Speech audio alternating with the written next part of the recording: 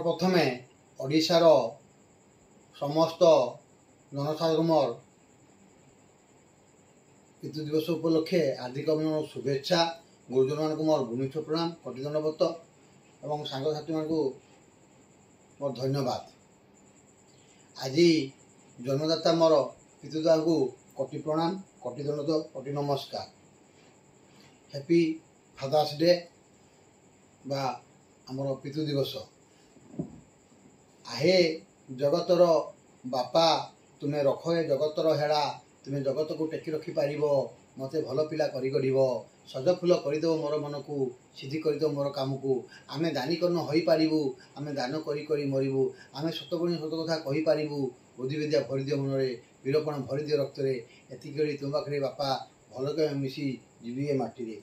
नमस्कार बापा तुम्हें मोर जन्मदाता तुम आज ए जगत रे जन्म है आज मु लोक मानकर सेवा पाई सुजोग पाई जगतर सेवा पाई सुजोग पाई तेणु आपन को पुणी मोर भूमिष्ठ प्रणाम। आज पितृ दिवस आज भगवान को दिवस कहले अत्युक्ति हम ना। बापा ही प्रथम भगवान प्रथम गुरु सी आज आमको जन्म देचंदी बोली आज आम ए धरा पृष्ठ आज जन्म ग्रहण करिचे और लोकंकर सहित मिसी विभिन्न लोकों को साहाय्य करचे विभिन्न लोकंकर सहित कथबार्ता होचे छोटरू बड़ होइचे।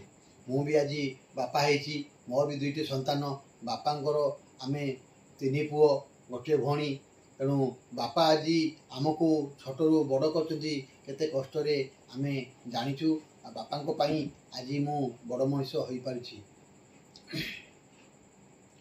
बापा मते सब एडवाइस दियंती जतिकी धन संपत्ति अच्छी जतिकी धन अच्छी जतिकी टंका अच्छी से तू बजेट करी तोरी काम कर क्या पाखु धार मागनी क्या टंका को लोभ करनी। आउ मुझे प्रथम पाठ पढ़ी आसिली बरगढ़ बरपाली पढ़ी आसला मु कॉलेज करी कहली बापा कहले तू हजारपति नहीं तू लक्षपति नहीं कोटिपति कथा कौन पाई चिंता करुचु तेणु तू पाठ पढ़ गाँ गाँ बुली मेडिसिन बिकी प्रैक्टिस कर लोक सेवा कर आउ एते बड़ आशा रखनी। मो जेजेपा मत कहले मो जेजेपा होती महेश्वर सेठी नाना होती नेप्र सेठी आउ अपा होती प्रेमलता सेठी मो काका होती करुणाकर सेठी खुड़ी अमीना सेठी तेणु मो जेजेपा कहले जे मु आज कपंडे आदिवासी हरिजन हाईस्कल करी तो काका जशपुर कॉलेज करचंती तू भी फार्मासी पढ़ी आसिलु आ तू भी गोटे कॉलेज कर फार्मासी कॉलेज।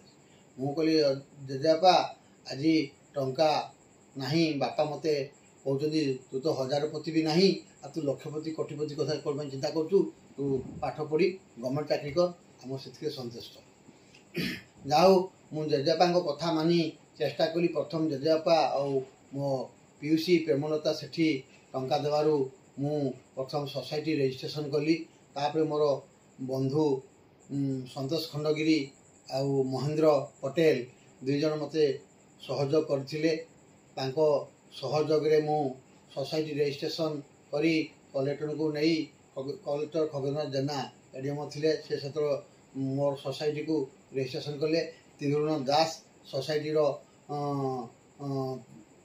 कागजपत्र करी रजिस्ट्रेशन में परमिशन करथिले आ खगेन्द्र जेना कलेक्टर आज मो प्रोजेक्ट को से रजिस्ट्रेशन कलापर उद्घाटन पाई जाइथिले जशपुर से रजिस्ट्रेशन उद्घाटन जो दिन होता से दिन कलेक्टर सार भी आ सब कलेक्टर सार मल्लिक सार कही विकास दिने यही जो medical training centre brilliant institute of pharmaceutical information hospital technology तुम्हें खुलुच ये दिने ओडिशा सारा व्यापीब आउ बहुत बड़ विस्तृत हम तुम्हें ताकू मैनेज करी रखिले बहुत लोक निजुक्ति पाइबे बहुत लोक दाना पाइबे आउ बहुत पिला पाठ पढ़ी निजुक्ति पाइबे आ देशर नाम भी रहिबो। जाओ तांकरी कथा मानी आज मु आगेची आ बापा को मु सब गाइड मागे बापा सब गाइड करती बापा तापरे सोसाइटी रजिस्ट्रेशन होगा मते रिटायर्ड होते रिटायर्ड मते टंका देइथिले आ से ତାଙ୍କ ସାଙ୍ଗ ଯିଏ ମିଶ୍ର ବାବୁ ସିଏ ମୋତେ ମଗେଇ ଦେଇଥିଲେ ଯେ ଛୁଆଟା କାମ କରିବାକୁ ଚାହୁଁଛି ତାକୁ ଦିଅନ୍ତୁ। ଯାଉ ବାପା ମୋତେ ସେ ଟଙ୍କା ସାହାଯ୍ୟ କରିଥିବାରୁ ମୁଁ ଆଜି ଏ ଅନୁଷ୍ଠାନ ଗଢ଼ି ପାରିଛି। ଆଉ ଏହି ଅନୁଷ୍ଠାନ ଗଢ଼ିଲା ପରେ ବାପା ମାଆଙ୍କୁ ମୁଁ କହିଲି ଯେ ମୁଁ ଆପଣଙ୍କର ଠିକ୍ କରିଛି ନା ଭୁଲ କରିଛି। ବାପା ଏବେ ମୋତେ କହନ୍ତି ଯାହା ହଉ ତୁମେ ଚେଷ୍ଟାରେ ଅସାଧ୍ୟ ହେଇନ ଆଉ ଠିକ୍ ମାର୍ଗରେ ଚାଲିଛ। ବାପା ଏବେ ବି ସବୁ ଗାଇଡ଼ କରୁଛନ୍ତି ଯେ ତୁ ପଲିଟିକ୍ସକୁ ଯାଆନି, ତୁ ଭଲ କାମ କର, ସମାଜ ସେବା କର, କଲେଜ ଲାଇନ୍ରେ ଯା, ହସ୍ପିଟାଲ ଖୋଲ, ସେପଟେ ସେବା କର। ତେଣୁ ମୁଁ ବି ଆଉ ପଲିଟିକ୍ସକୁ ଯିବା ପାଇଁ ଚାହୁଁନି, କିନ୍ତୁ ଏ ଜଗତର ସେବା କରିବି, ସ୍ୱାସ୍ଥ୍ୟ ଆଉ ଶିକ୍ଷାର ଉନ୍ନତି କେମିତି କରିବି ମୁଁ ସଦାସର୍ବଦା ଚେଷ୍ଟା ଜାରି ରଖିଛି। ହସ୍ପିଟାଲଟା ଯାଉ ଫାୟାର ପଲ୍ୟୁସନ୍ ପାରମିସନ୍ ହେଇ ସରିଗଲା, ଏହାପରେ ହସ୍ପିଟାଲ ପାରମିସନ୍ କରିବି। ମୁଁ ହସ୍ପିଟାଲଟା ନିହାତି ଜୁଲାଇ ଲାଷ୍ଟ ହେଉ କି ଅଗଷ୍ଟ ଫାର୍ଷ୍ଟ ୱିକ୍ ହେଉ ହସ୍ପିଟାଲଟା ଆରମ୍ଭ କରିବି ବୋଲି ମୁଁ ସତ ଚେଷ୍ଟା ଜାରି ରଖିଛି। ତେଣୁ ଠାକୁରଙ୍କୁ ଡାକୁଛି ମୋତେ ଶକ୍ତି ଦିଅନ୍ତୁ, ସାହସ ଦିଅନ୍ତୁ। ମୋ ବାପା ମାଆଙ୍କୁ ମୁଁ ନମସ୍କାର ମାଗୁଛି ଯେ ମୁଁ ତାଙ୍କରି ଔରସରୁ ଜନ୍ମ ହୋଇ ଆଜି ସମାଜର ସେବାରେ ଲାଗିପାରୁଛି। ଆଉ ଜଗତବାସୀଙ୍କୁ ବି ଆଶୀର୍ବାଦ ମାଗୁଛି, ଆପଣମାନଙ୍କର ଆଶୀର୍ବାଦ ମୋତେ ଦିଅନ୍ତୁ। ମୁଁ ଏ ସମାଜର ସେବା ଜାରି ରଖେ, ସ୍ୱାସ୍ଥ୍ୟ ଶିକ୍ଷାର ଉନ୍ନତି କରେ ଏବଂ ଜଗତର କେମିତି ପ୍ରତ୍ୟେକ ଦୁଃଖୀ ଗରିବଙ୍କର ମୁଁ ସେବା କରିବି, ମୋତେ ସାହସ ଦିଅନ୍ତୁ। ଏ ଭଗବାନ ବାପା ହିଁ ମୋର ପ୍ରଥମ ଭଗବାନ। ବାପା ଯେହେତୁ ମୋତେ ଜନ୍ମ ଦେଇଛନ୍ତି ସେହି ପ୍ରଥମ ଭଗବାନ। ସମସ୍ତଙ୍କୁ ମଧ୍ୟ ମୁଁ କହି ରଖୁଛି ଯେ ଆପଣମାନେ ବାପା ମା' ପାଖରୁ ଜନ୍ମ ହୋଇଛନ୍ତି, ବାବା ମା' ପ୍ରଥମ ଗୁରୁ, ପ୍ରଥମ ଭଗବାନ।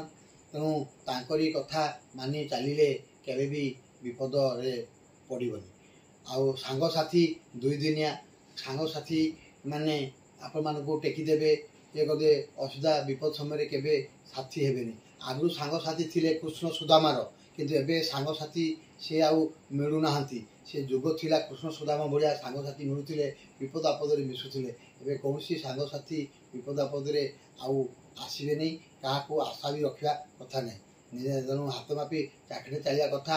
ଆଉ ପଲିଟିକ୍ସଟା ଗୋଟେ ଏତେ ବଡ଼ ଶତ୍ରୁ ଯେ ପଲିଟିକ୍ସ କରିଲେ ବହୁତ ଲୋକ ବିଭିନ୍ନ ପ୍ରକାର ଦଳର ରହୁଛନ୍ତି। ତେଣୁ ଆପଣଙ୍କର ଶତ୍ରୁ ସଂଖ୍ୟା ବଢ଼େ ବୋଲି ମୁଁ ଯାହା ଭାବିଛି। ତେଣୁ ଆମକୁ ଯେତେବେଳେ ଯେଉଁଠି ଦରକାର ତାହାର କାର୍ଯ୍ୟରେ ଲାଗିବା ଦରକାର। କାହିଁକି ନା ସମାଜକୁ ସେବା କରିବା ପାଇଁ ହେଲେ ସମସ୍ତଙ୍କ ସହିତ ମିଶିକି ରହିବା ଅଛି। ଅଡ଼ାଗୋଡ଼ା କିଛି ନାହିଁ, ଜାତିଭାବ କିଛି ନାହିଁ। ତେଣୁ ମୁଁ ଚାହୁଁଛି ଜଗତର ସମାଜ ସେବା କରିବା ପାଇଁ ସମସ୍ତଙ୍କ ସହିତ ମିଶି ଆଗେଇ ଚାଲିବି। ଆଉ ମୁଁ ସମସ୍ତଙ୍କୁ ଏତିକି କହି ରଖିବି, ଆଜି ପିତୃ ଦିବସରେ ପ୍ରତ୍ୟେକ ପରିବାର, ପ୍ରତ୍ୟେକ ପୁଅମାନେ, ପ୍ରତ୍ୟେକ ଝିଅମାନେ ବାପା ମାଆଙ୍କୁ ଭକ୍ତି କର, ସମ୍ମାନ ଦିଅ। ବାପା ମା' ଯେହେତୁ ପ୍ରଥମ ଭଗବାନ।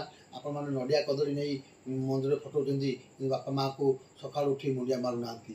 ବାପା ମାଆକୁ ସକାଳୁ ଉଠି ମୁଣ୍ଡିଆ ମାରିବା କଥା, ସନ୍ଧ୍ୟାବେଳେ ମୁଣ୍ଡିଆ ମାରିବା କଥା।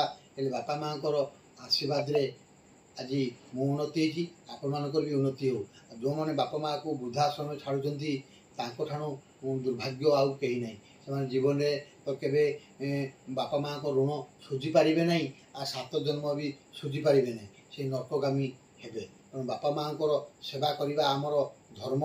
ବାପା ମାଆଙ୍କୁ ଭଗବାନ ଭାବି ଆମେ ସେବା କରିବା। ବାପା ମା' ବୁଢ଼ା ବୁଢ଼ୀ ହେଲେ, ବିଛଣାରେ ରହିଲେ, ସେମାନେ ଆମର ଛୁଆ ଭାବି ତାଙ୍କୁ ସେବା କରିବା ନିହାତି ଜରୁରୀ।